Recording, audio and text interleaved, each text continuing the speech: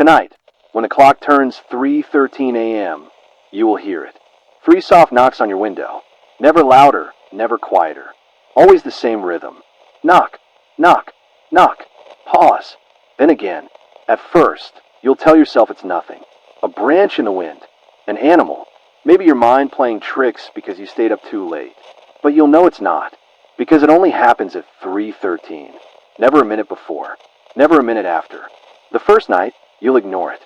Most people do, but ignoring doesn't stop it. The next night, it will come back.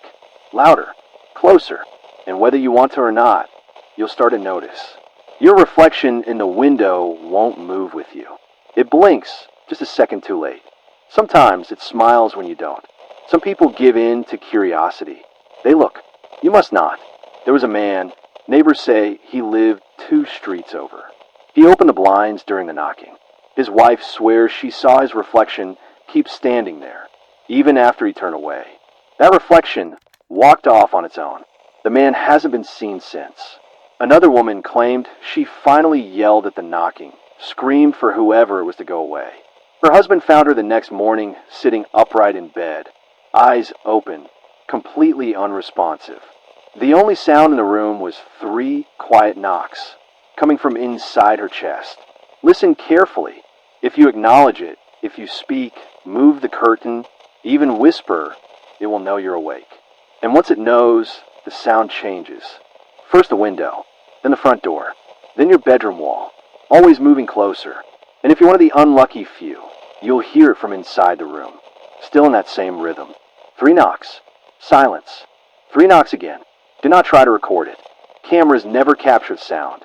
Sometimes they capture something worse. Still frames of a figure leaning against your glass. A face blurred like it doesn't belong here. People who tried uploading proof found only static, or worse, their own videos answering back in voices that weren't theirs. You may think this is harmless. Just a sound. Just a trick. But people who live alone suffer the most. They say it starts speaking. Not words you recognize, just soft syllables. Almost like it's learning your name. And once it speaks your name, you're marked. Some survivors describe a heavy air, like the room itself is being watched.